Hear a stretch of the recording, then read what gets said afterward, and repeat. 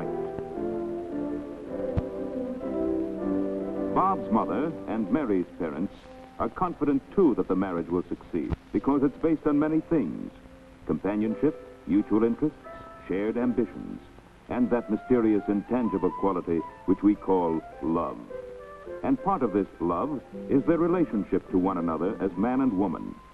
For Mary, good sex adjustment began when she was a very small child. Where is the baby, Mommy? Why won't it come? It's right here, dear. Of course, it doesn't talk yet, or cry, or even eat by itself. It has to stay inside me till it's big and strong enough to be born. When it comes, Mommy, can I help to take care of it? Yes, dear. The idea of childbirth was made natural and normal for Mary. She was happy to know that she would have a new baby sister or brother. Bob's mother was a widow.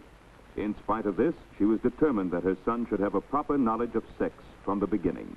She answered all his questions. If no questions came, she arranged situations so that he became conscious of sex.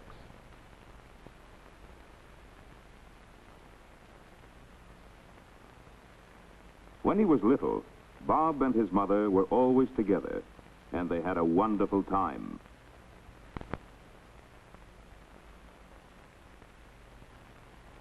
As he grew older, she made sure that he played with other children, both boys and girls. And when he was older still, she was pleased and proud that he seemed to fit in well with the boys. In fact, when he was about 10, he actually scoffed at playing with girls. Mary, too, had a normal childhood, with many friends of both sexes. But as the time for Mary's first menstrual period approached, her mother explained about the changes that would take place, instead of leaving her to pick up odd bits of startling and inaccurate information from her schoolmates. Mary's father and mother got along well. They had their occasional quarrels, but in general, home life was pleasant, natural, and secure. Hi, Duchess. Hi. At about 11, Mary went through a sort of reversal. She didn't talk much and spent hours alone, just daydreaming. What's the matter with her? Oh, she's just growing up, dear. Well, hadn't you better have a talk with her? Well, yes, dear, but I don't think this is the time. When she wants to ask questions, well, I'll try to be ready with the answers. Mary's mother tried to discuss sex without embarrassment and to give Mary facts without prejudice or any suggestion of fear or shame. At about 12 and a half, Mary reached puberty. Around this time, she found that her friends wanted to talk about sex. We opened the door, and there she was lying in bed. Some of them got most of their information from off-colored jokes that they really didn't understand. But you don't always have a baby when you're over time. I read in a book that you don't have a baby. Some of them learned about sex from books, but there were so many things that they didn't know. If you marry your first cousin, do you have a deformed baby? Does kissing have anything to do, about having babies? Are you afraid of having a baby, Mary? No, I'm not. Because after all, people have been having babies for thousands of years. And nowadays, doctors have so many ways of making it safe. Mother says... For Mary, the fulfillment of a healthy sex life held no fears. Sex was not something sinister to be whispered about, but it was a natural function which could contribute to the ultimate happiness of home and a family. About this time, Mary developed a sudden, strong friendship with Lucille Williams.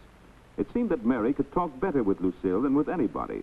They had absolutely no secrets from each other. They were inseparable.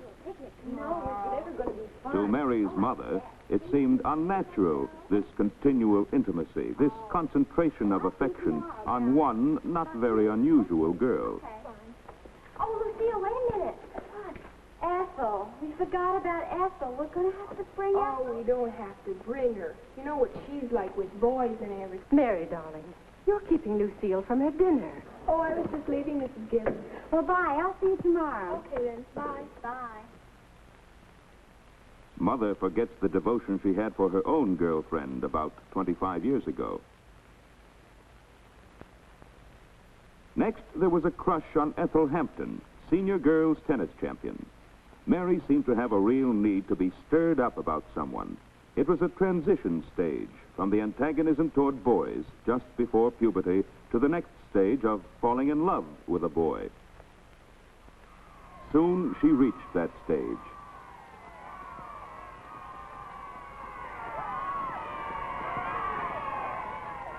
Her next crush was on the captain of the school football team.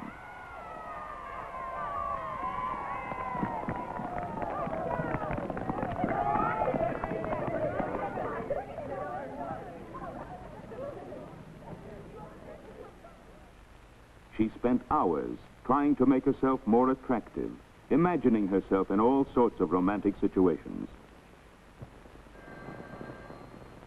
It might be a boy. Hello? Oh, hello, Lucille. No, but it's going to be about a boy. John's going to ask me. He pretty nearly did today. The class bell rang. Yeah. Oh, he is creamy. But if Bill's going to go, too, I don't know. Bob was growing up, too. He knew about the reproductive organs and nocturnal emissions. He also knew about masturbation, but he'd read that the problem was more mental than physical.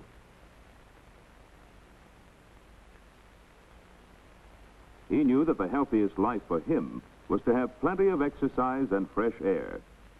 He liked football, and the coach was a hero who could do no wrong. Bob tried to be as much like him as he could.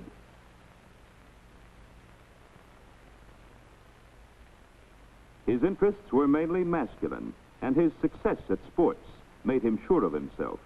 He could take girls in his stride, just as he did games. Until one day, when Bob was 16, it became apparent that his interest in girls was getting to be more than casual.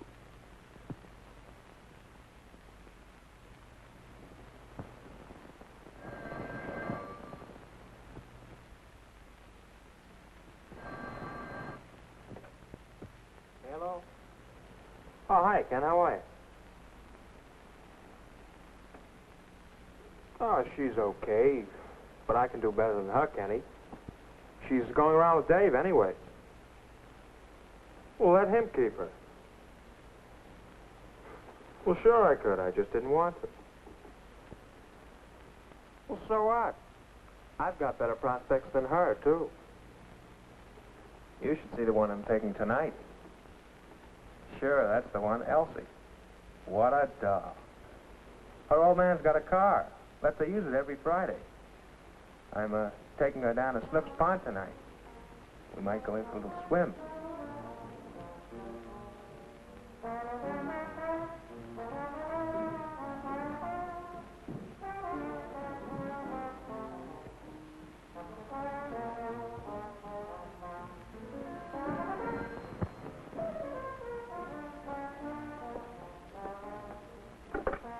Hello?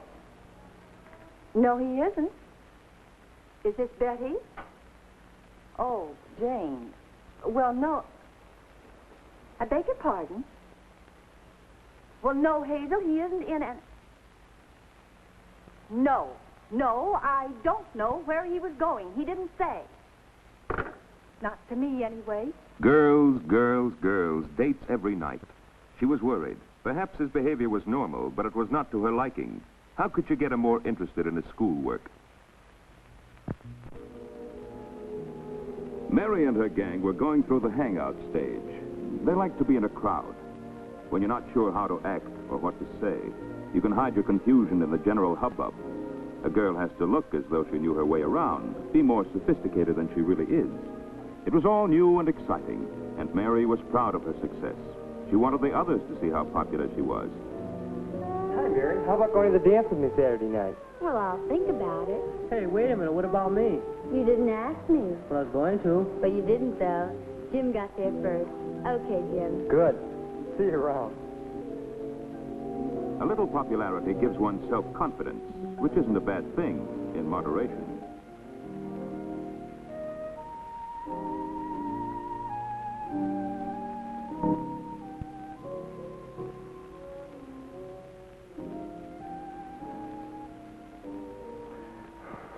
I don't even know that one's name.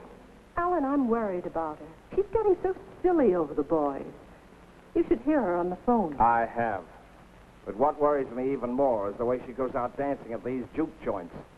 She's got nothing in her head but boys, boys, boys. She's only out Friday and Saturday night. But I'm afraid she might make a little fool of herself.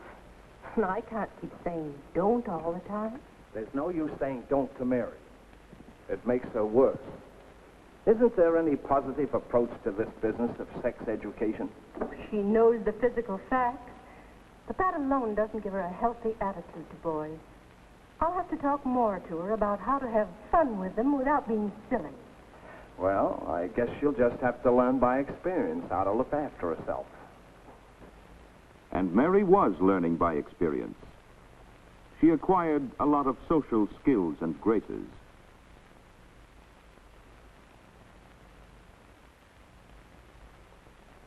She learned how other people are likely to react to different situations.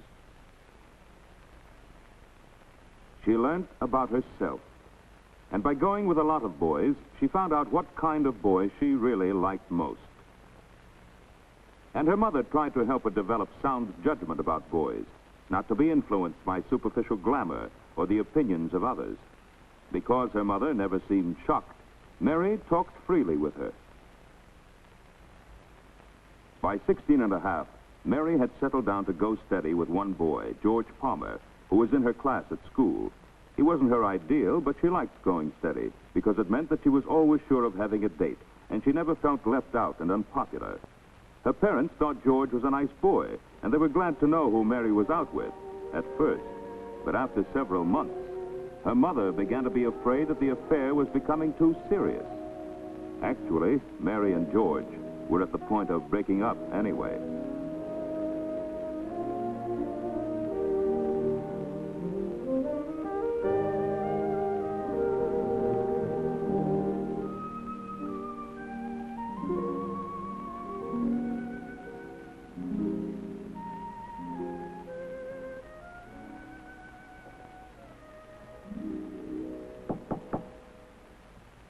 Mary. Yes, Mother?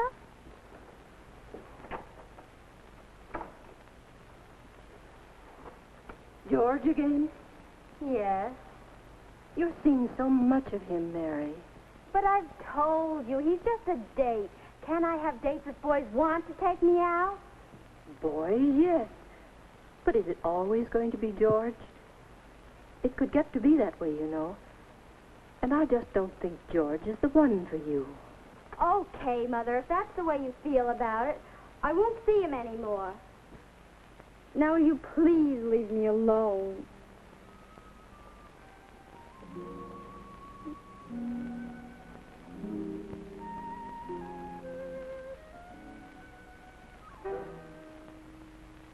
Bob's mother was having her troubles, too.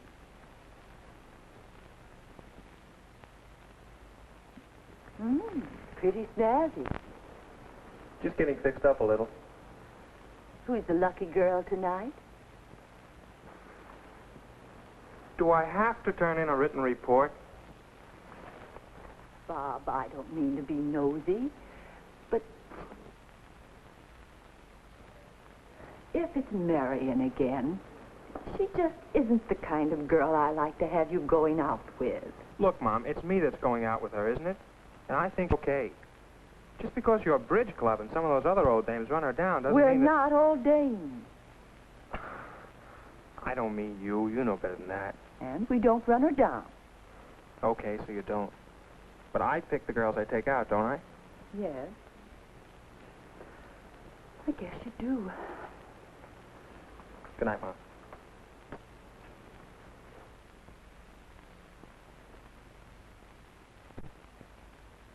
It seemed as though all the planning and guidance since he was a child had been a waste of time. Bob was going with a fast crowd, and like most teenagers, he wanted to be one of the gang, go as far or farther than anyone else did.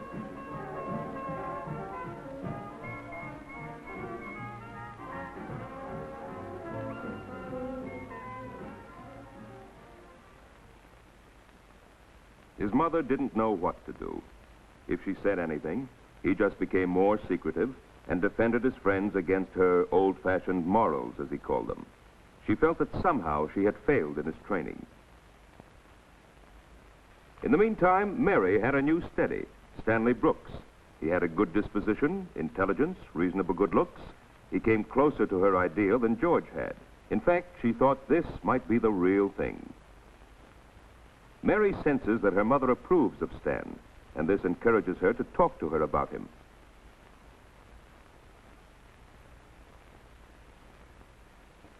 But not long after, Stan's family moved away. And that was that. When a girl loses a steady, it takes a little while to get back in circulation. But if you want to meet boys, you go where boys are. Mary had a cheerful disposition. She was intelligent, healthy, and attractive, and she had no trouble making friends. Jack Arnold was one of the gang she had known for years. He suddenly became interested, and interesting. It seemed for a while to be romance with a capital R.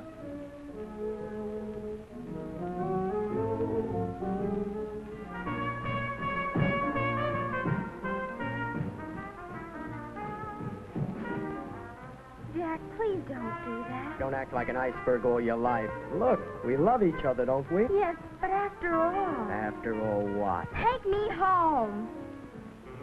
Now Mary began to realize what her mother had meant all these years. Through her own experience, Mary was developing a sound ideal of what love should mean in her life. It was not what Jack offered. A change is coming over Bob, too. Come on, Jeannie. Time I was getting you home. Oh, why? It's early. Work, Jeannie, work. I've got exams coming up in the morning. What a party pooper. Bob had been to plenty of wild parties. It wasn't so excitingly new anymore, and life was full of other interesting things. He had a career to think of. He began to stay at home more. This engineering stuff really takes slugging. You're going to lose out with your girlfriend. Don't worry. I won't. He still enjoyed parties. He still took out girls, a different one every week. But his perspective had changed. The desperate rush to find out all about sex was over. In his case, too, early training was taking on new meaning through personal experience. Mary had broken off with Jack, and by chance she turned up at the same party as Bob.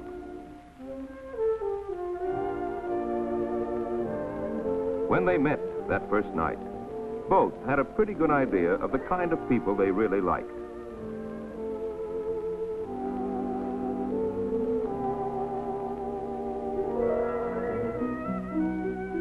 It didn't seem much different from other dates at first, but after a few weeks, both knew that it was different. Petting was not just a form of entertainment or an experiment. There was real affection and mutual respect.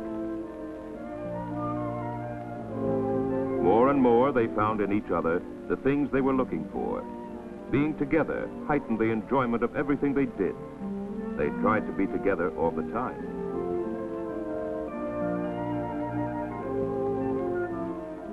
They had their quarrels, mostly over jealousy.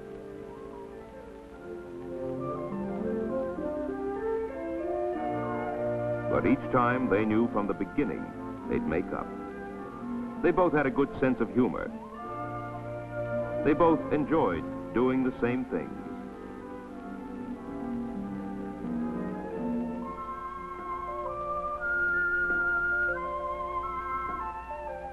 because of similar family and educational background, they had much the same way of looking at things.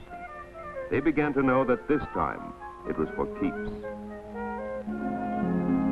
They were so sure that their love was deep and spiritual that at times a marriage ceremony seemed to be just a formality. Love seemed to be all that really mattered. But each of them knew deep down that they wanted their marriage vows to have real meaning.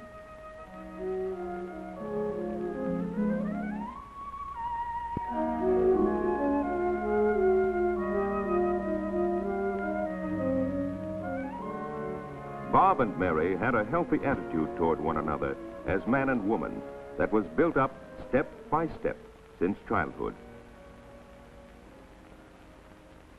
First, each of them learned the biological facts of sex as soon as they were able to understand them.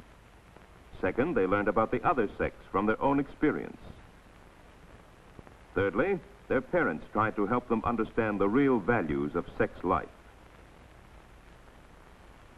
And finally, long after reaching physical maturity, they became emotionally independent of family apron strings. Now, they're on their own.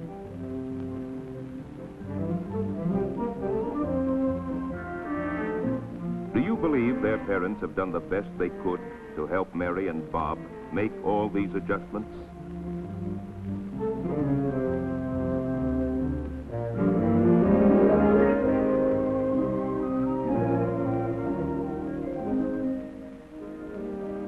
Are Mary and Bob typical of our teenagers? Have they a sound background for marriage? What do you think?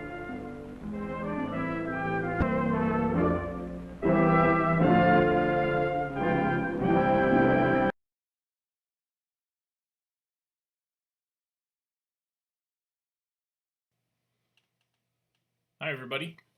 I'm Skip Alzheimer. Welcome to our lunchtime streaming show. I was just looking up the year for the film that we just saw, Social Sex, Attitudes in Adolescence. The year was 1953, and this was a Canadian film. Crawley made it, and then it got distributed by McGraw-Hill. And the narrator, Lorne Greene, from Bonanza, Battlestar Galactica, Earthquake. I think he was in that movie. Anyways, yes, this is some of his early work. Supposedly this was filmed in, I'm looking at the notes I have in my database, filmed in Fayetteville, New York, and Ontario. So there's definitely some Ontario, some Canadian diction or pronunciations of things that kind of some people construed as being Midwest. But it's it's been commented many times. This is a pretty progressive film when it comes to talking about sex with kids. And there was a really wonderful progressive movement in the 50s and early 60s that said, look, this is what you do. Kids are curious about sex, and if you don't talk to them about it, they're going to do their own thing. So figure it out and have that dialogue. That kept going until the 70s, and then it bounced back in the 80s with this new conservative movement in education and social mores. Kids still had sex, but they just didn't talk about it. Parents didn't talk about it so much. All right, so as I said, I'm Skip of AV Geeks. I collect old 16mm films, and I show them to folks like you. And I've been doing this for more than 20 years, probably 25 years now. What year is it? 2020? Yeah, since the mid-90s, I've been collecting and showing stuff. Doing it online is kind of a new thing, newish thing. I've only been doing it for the last couple of years. But I delight in showing films to you that you wouldn't see anywhere else. That's kind of the deal. And trying to give you some context. This next film requires a lot of explanation, and it's silent. So if I played the sound, it would just be like, It was a double sprocketed film. It's called Time Study Number 8. And when I first got the film, I was like, I have no idea what this film is. Really no idea. It just shows people doing repetitive work over and over and over again. And then there's a time that you're supposed to grade, then it goes back and forth, back and forth. I was like, what is this? And it took talking to my mentor, Rick Prelinger, to find out that these are motion study films. The idea is a person who does motion studies or efficiency studies is looking for more efficient ways for people to do repetitive tasks. And this is a way to grade people who are doing the tasks so that you can increase their productivity.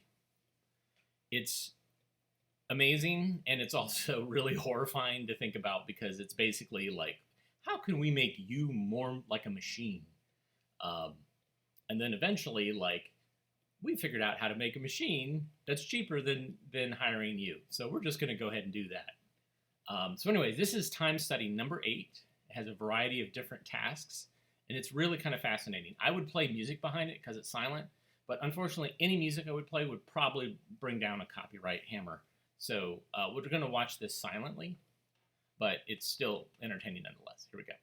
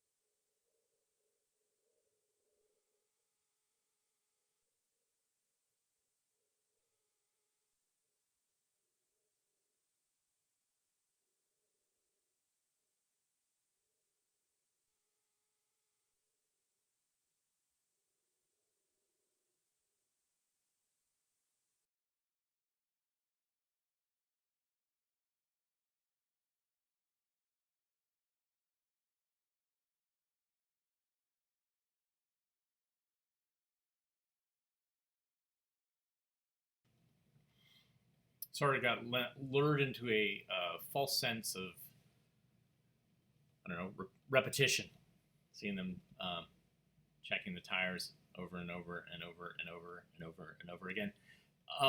Really, again, presenting this sort of got lured. Well, let me turn this off.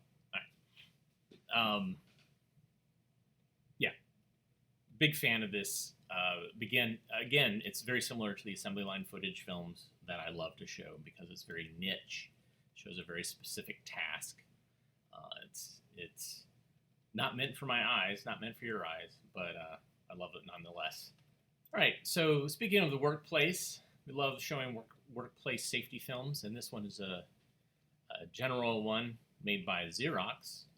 It's called If You Hear the Explosion, the Danger Has Passed. Enjoy.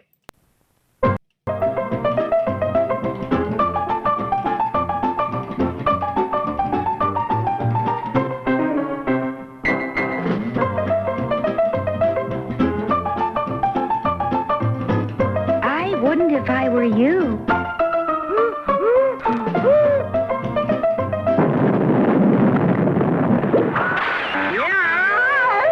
That does it! That's smart! If you hear the explosion, the danger has passed, for the cause and the means went up in the blast. Now, if you think that's true, just listen to me. Before we're finished, I'll disagree, courtesy of... Okay, Ralph, take it from the top. Now, you take the human being. Not you, Buster. Out, out! This is my show. Now, you take the human being. Here's a pretty package of brittle bones, delicate organs, and precisely balanced chemicals. All bagged up in a sack of skin you can scratch a hole in with your fingernail. Mark it fragile. As everyone knows, the human being was originally engineered to live in the Garden of Eden.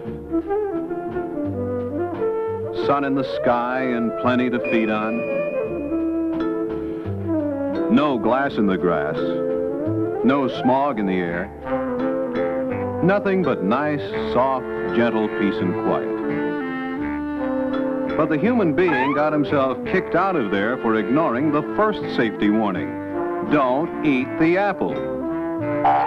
So did the human being learn a lesson? Sure he did. This is the way it is, baby. Cars and trucks and wheelie things, hoists and cranes and bumblebee stings, booms that are big and booms that are small, fires that burn, and that ain't all. You're aching back. Crunching machines, slicing ones too, chemicals and caustics, and non-sticking glue. Stacks piled up like that tower in Pisa. Loads as shifty as the Mona Lisa. And you're aching back. Things that are sharp, things that are dull, sticking out things to wrap your skull, trippers and tanglers and wax in the hall, and ways to get tackled by nothing at all. Doors. And doors. And doors. And doors. The downtime they offer could be yours. Light that hurts. And the electric shock. And horseplay.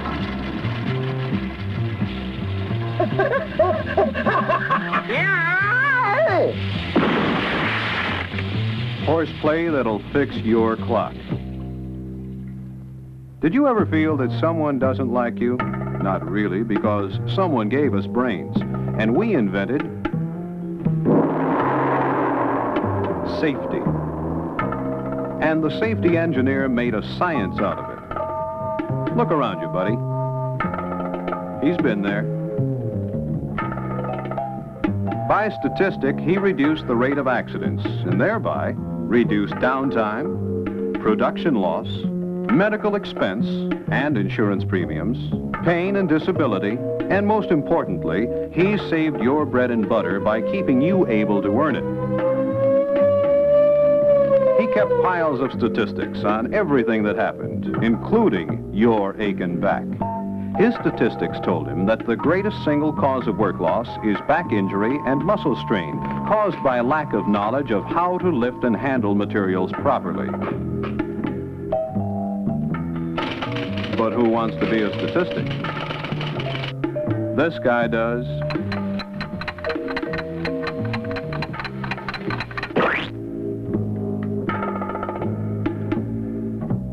But he proves a point.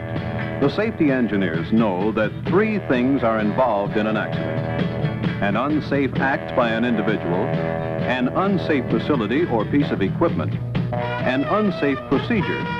Here they are. The unsafe procedure by the individual, the unsafe piece of equipment, the unsafe act.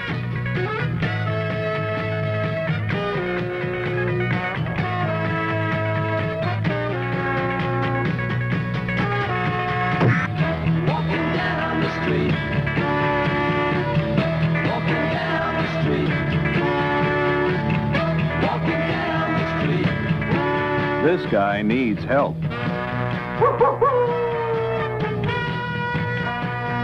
Okay, so now you know all about safety. What's wrong with this picture? All right, so here's what a safety engineer sees: an unsafe act. This man is working inside the danger zone with his hands. An unsafe procedure. He is trying to dislodge a stuck piece with a screwdriver. He should use a piece of wood or a tool of soft metal so that if the ram comes down, it won't smash. Unsafe equipment. Boy, this guy is really going on this one. The press has no guard. He has no safety glasses. He's wearing a long sleeve shirt that could snag in the press. When the safety engineer gets through making it safe, it depends on you. And this man, he's the man, the supervisor. When you and I start taking dangerous shortcuts, he's the one who teaches and says, do it right, because he's the man or woman who has to investigate and make out the accident report.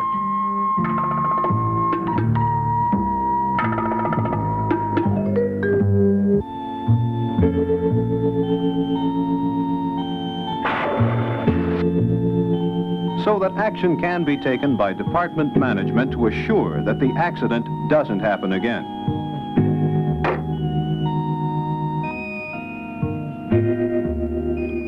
Now, if you'll just look around you, you'll see the safety engineer at work. He begins with recommending safe design to protect that thin-skinned sack of bone and muscle you push around all day.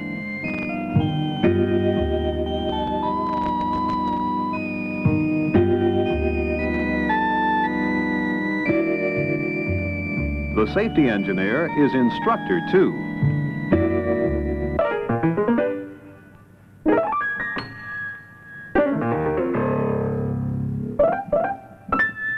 He tells the supervisors, and the supervisors tell us and our aching backs.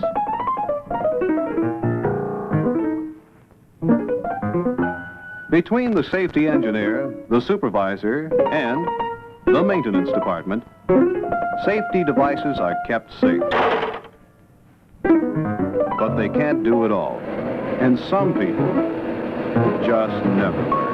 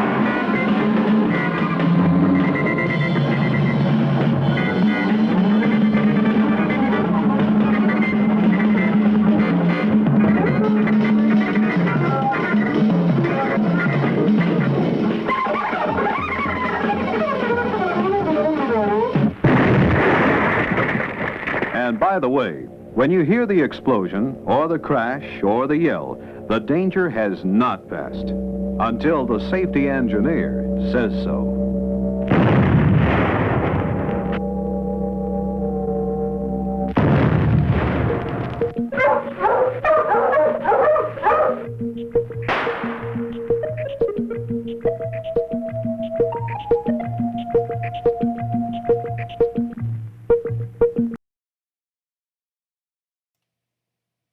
That crazy jazz soundtrack at the end was awesome. So that was 1968 when that film came out. Very catchy. Has some great song in there. It has everything that you want with a safety film. A great song, intentionally funny, some peril, although it's fake peril. You know, this is very much the recipe of Shake Hands with Danger, which is another amazing film that we've shown a couple of weeks ago. Really great. Okay, what do we got? Are manners important? Really? Are they? Yes. Yes, they are. More now than ever. Manners are important. Courtesy is important. And this film talks about that. So here's Are Manners Important?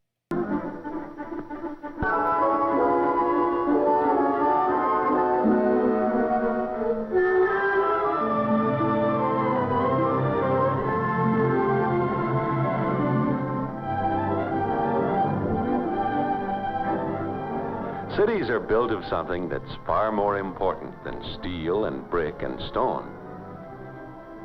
What holds a city together is a need which all men have. The need for living together with their fellow men, sharing their work, helping each other, enjoying their friendships and their companionship. And since people must depend upon one another, they have built up ways through the ages of getting along together. Our laws are one way of doing this. But just as important as laws are the rules and usages of courtesy and consideration, which we call good manners.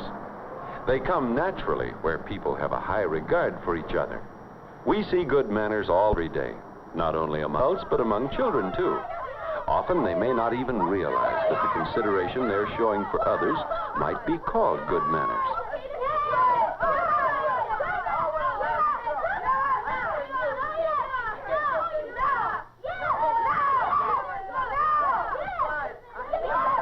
Wherever you go, you'll always find that good manners keep things running smoothly. Paying attention to a neighbor's yard is good manners because it's considerate. So is going to the end of the line instead of trying to break into the middle. It's only fair to those who were there before you. Introductions are good manners because they're friendly and help people be at ease with each other. And good manners at the table make for a pleasant and comfortable meal. Such things as coming to the table with clean hands and face, passing food properly, and pleasant conversation make mealtime enjoyable for the whole family.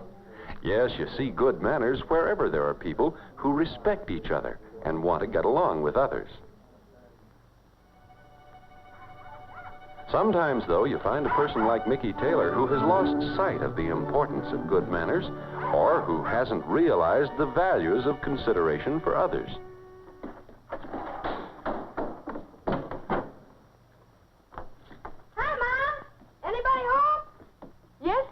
Come in and say hello to Mrs. Norris. Letting the screen door slam, strewing his clothes about the kitchen, certainly isn't being considerate of his mother. I'll get him. Hello? Who? Karen? No, she's not in. The least he could do is offer to take a message. And what about the importance of good manners to guests of other members of the family? You remember Mrs. Norris, don't you? Oh, hello, Mickey. It's nice to see you again. Hello. It's time for one of Mickey's favorite programs, and he doesn't stop to think that the set may disturb his mother and her guest. It isn't that Mickey wants to be rude. He just hasn't stopped to think.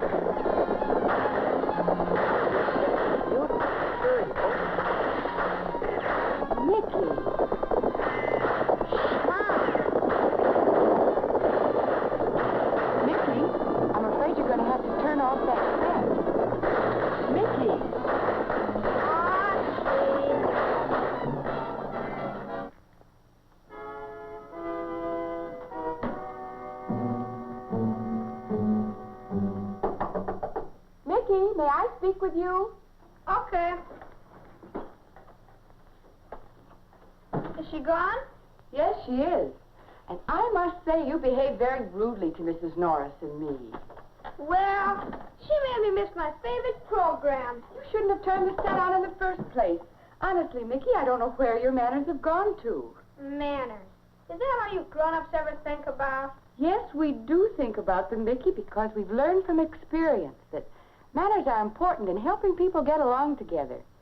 You'll never be happy with others until you learn to be considerate of them. I get along all right. Do you, Mickey? I wonder. Sure. Kids don't need manners. Manners are just for grown-ups. I think you're wrong about that. Someday you'll find it out. Oh, manners.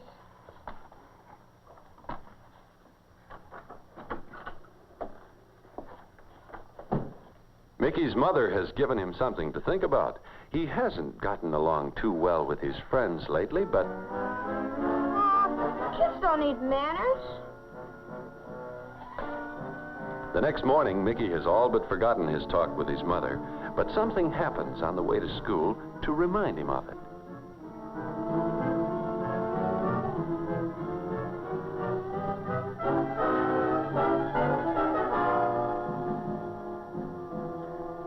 Maybe I should have gone around, but, oh well, accidents will happen.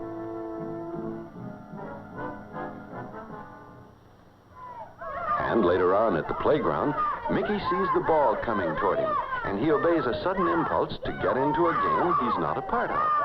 It starts an argument, and then the bell rings to break up the game.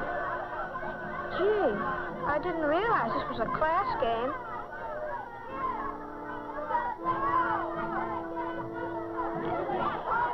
Just before lunch, Mickey gets a chance to learn what it's like when someone else's bad manners make him uncomfortable.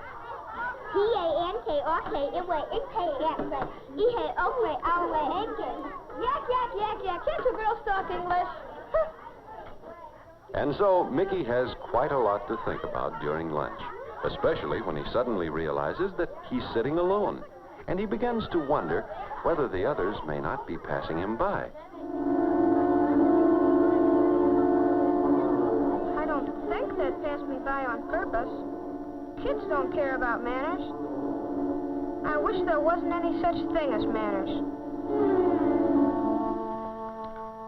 Boy, if I were president, I'd put a stop to manners. That's what I'd do. I'd make a proclamation.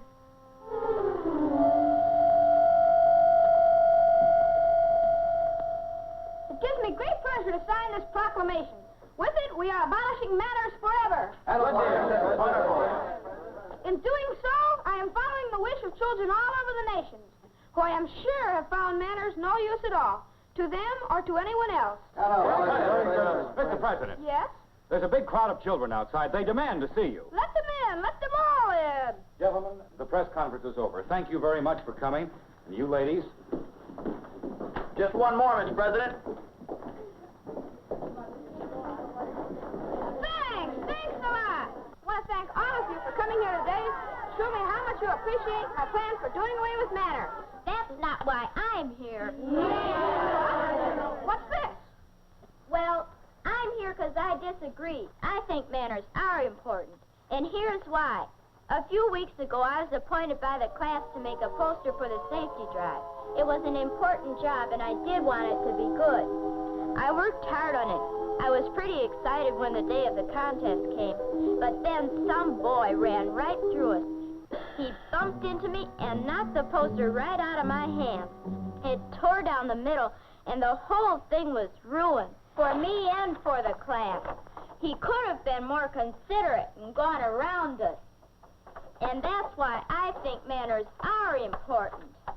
That's what I think, too. I don't like sissy stuff any more than the rest of you kids do. But I'm for manners just the same, especially after what happened on the playground. I'm the captain of the class team who challenged the fifth graders. It was a tough match and the score was tied. Then somebody just had to be a smart aleck and break into the game. Then the bell rang and we didn't get a chance to finish.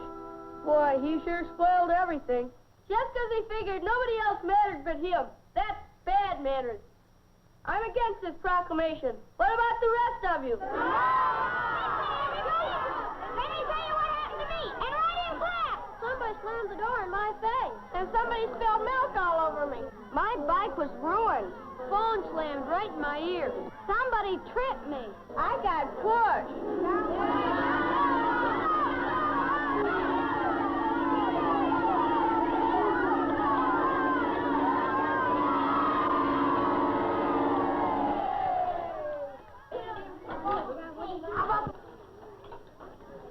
Say, Paul. Yeah? I'm sorry about that game this morning. Oh, that's all right. Will you sit with me? Sure. Isn't very good at apologizing because making apologies, like other kinds of manners, takes practice. Maybe he will learn his lesson about the importance of good manners, or maybe he won't. It's pretty hard to tell. What do you think? And what do you think about manners in general? Do you think manners really start with consideration for others? Aren't really important in this modern day and age? Do you think boys need manners as much as girls do? There's a lot to think and talk about on the subject of manners, and many good reasons to ask, are manners important?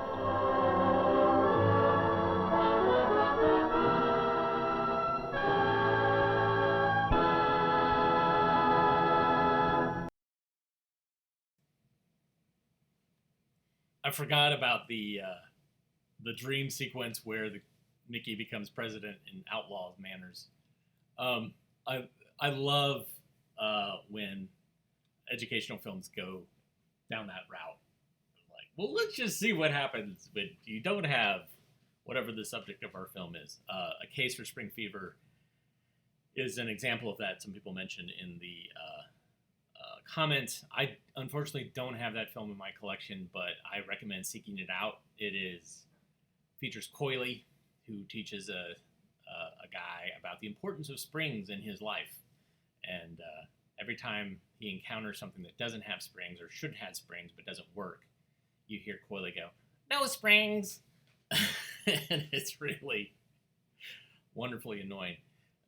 All right, let's see what we got coming up. Let's see. This next film is another niche film. It's made for a very specific audience. It's meant for first responders and ambulance drivers, and it's involving a certain population of victims, which are people who had larynx cancer and had to get laryngectomies. So basically, the larynx is taken out. There is a hole, and they speak basically by burping. And more recently, people would have an electronic voice box that they would use. But this is a fascinating film because it talks about, it's trying to be progressive and say, like, look, you're going to have some people that you're going to run across who have this surgery, and your normal methods of trying to resuscitate them mouth to mouth don't work. And so this is Check the Neck.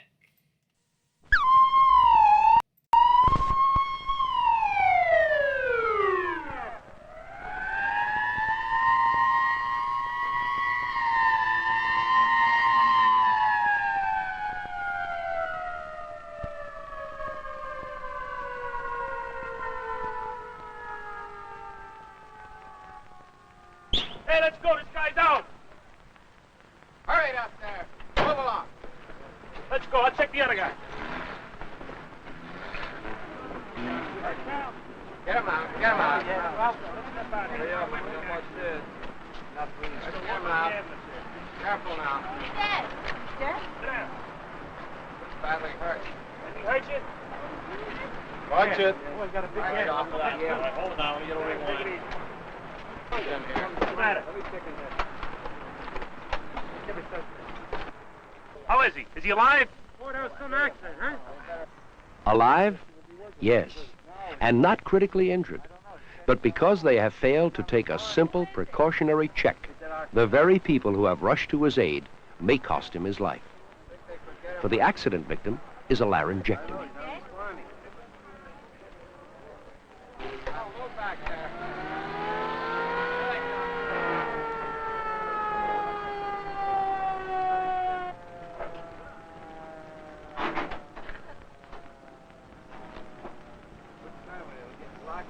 Move it back a little bit.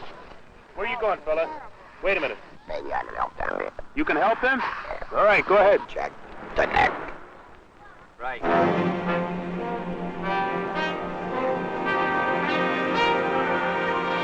That man, a laryngectomy. Fortunately, this time another laryngectomy was at the scene. Like the injured man, he has had a total surgical removal of his voice box, the larynx. He's had to learn to speak again, and most vitally, to breathe again solely through an opening in his throat. He is one of thousands of neck breathers. For them, mouth-to-mouth resuscitation is useless.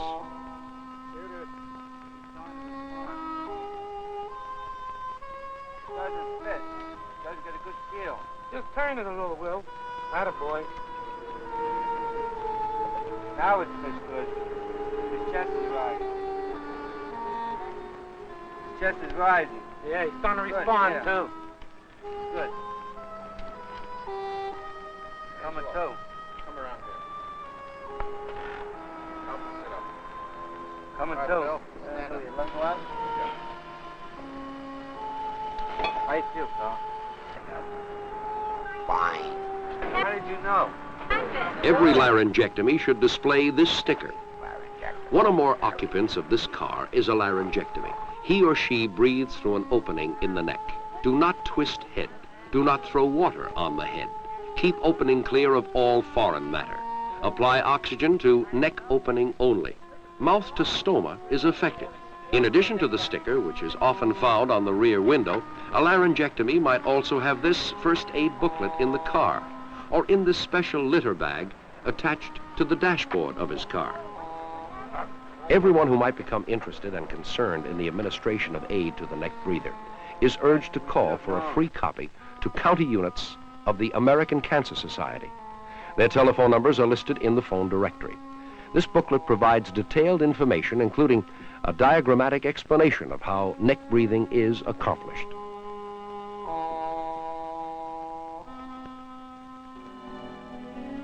This is a cross-section of the conventional manner of breathing. Air enters through the nose or mouth, is carried down the trachea or windpipe, then into the bronchial tubes, and finally enters the lungs.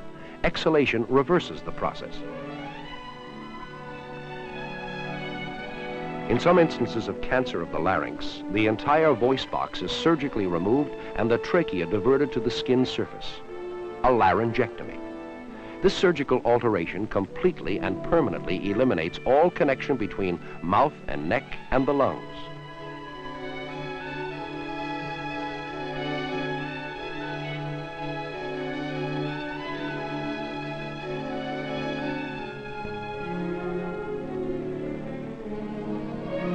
A tube is inserted in the opening through which the patient breathes.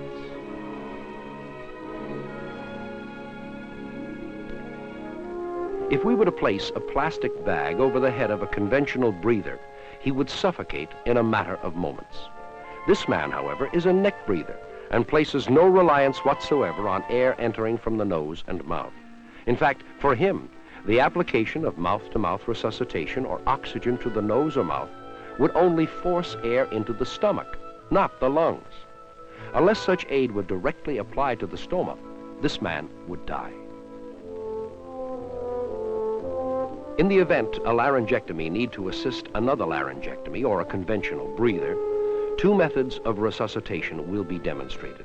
First, the Sylvester method. Pulling the arms outward over the victim's head should allow air to go in. Pressing the lower chest under the diaphragm should cause air to go out. Repeat until there is evidence of results. Keep the victim's head straight. This will allow the stoma to retain its shape. This is most important. This is the Holga-Nielsen method. First, put something under the neck of the laryngectomy, between the stoma and the ground. This will keep dirt particles from being inhaled or sucked into the stoma. Propping his nose and chin and the heel of his shoe will keep his head from slipping out of position. For here again, it is most important to keep his head straight so that the stoma will not change its shape. Press firmly, allowing the weight of the upper body to assist in pressing the victim's diaphragm. Release and pull on the arms. Repeat until there is evidence of results.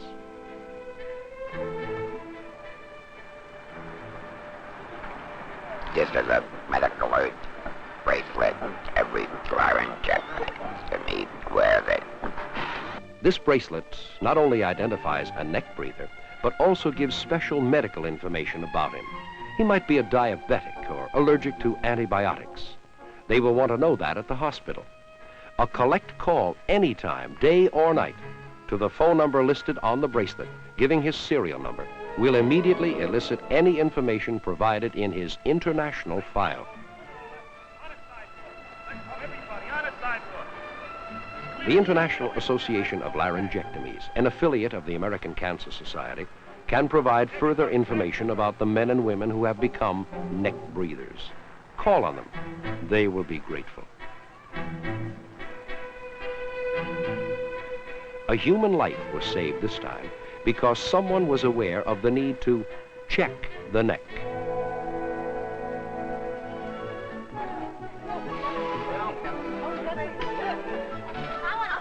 Many of these people have fought a battle with cancer.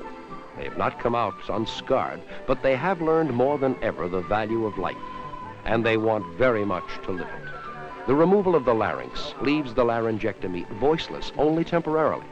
Those who are able learn the esophageal method of speech. Others require mechanical aids. Last year. Yes, I thought it was very good. Did Joe should drink so much? I know, but try to tell him. Joe, women and drink.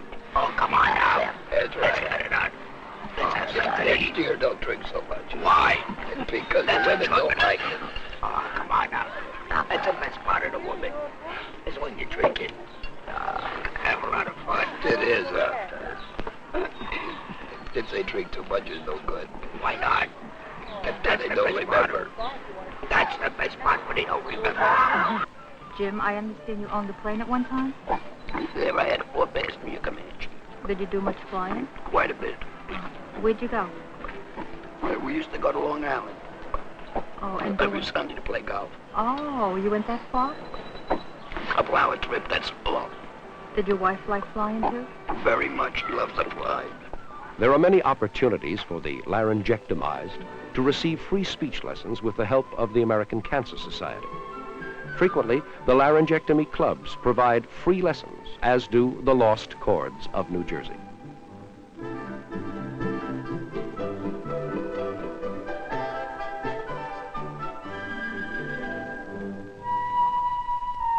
When faced with any emergency in which first aid may be necessary, always remember to look for these clues. The laryngectomy's first aid booklet inside the car. The window sticker with its instructions for aiding the victim. The identification tag with its important medical information and phone number to call for further information. Most important of all, check the neck. This will instantly identify a laryngectomy, and you can then render safe, effective first aid treatment. Although you may not have a laryngectomy living in your town or even near it, one or more may be injured in your town while driving through it. When confronted with an emergency, always remember to check the neck.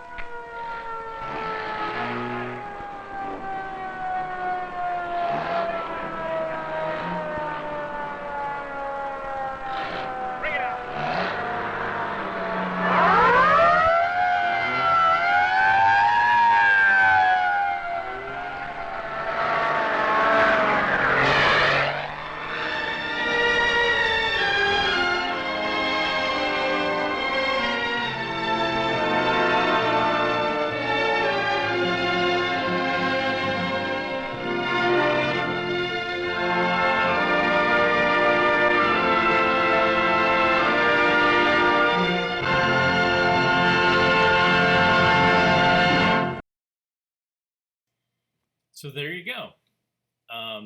Laryngectomies and how to administer oxygen to them.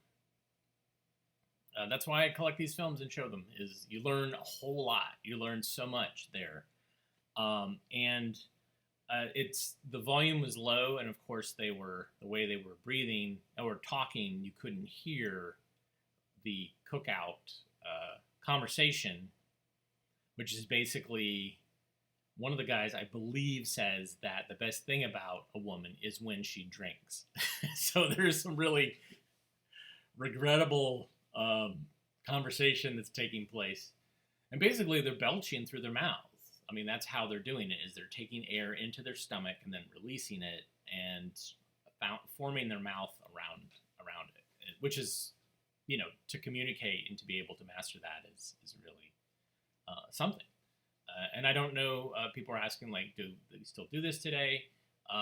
Cancer of the larynx probably still exists, and so there is probably that still happens, and certainly by bypassing, there's so much, and of course they don't talk about that it's tobacco usage that causes that, or breathing in something that is can cause cancer in that part of your body. Anyways, thanks so much for joining me today and letting me expand your visual horizons with some things that maybe you didn't know about. But I'm excited to see the comments that people did recognize that Frank Gilbreth of Cheaper by the Dozen did do motion studies, and that the time study film is definitely directly related to the studies that he published. If you like what you saw, plus like here. Thank you, William, for a coffee. This is a way that you can directly pump caffeine into my brain by buying me a coffee here. And also Patreon is a way that you can fund AV Geeks for other projects and other things, including trying to find warehouse space for 150 pallets of film stock, raw film stock. That's another story for another day. I have to actually go early this time and cut the streaming thing short, but I'll be back tomorrow at 1 o'clock. Thank you so much for your time and being an audience that really appreciates what I do. Not everybody appreciates what I do. And I know that. I'm not hurt by it, but it means a lot to have you guys tune in every day and comment and contribute, both just by giving me your attention, but also financially with some coffee. So we will see you again tomorrow. Everybody have a good rest of the day, and we'll talk to you soon.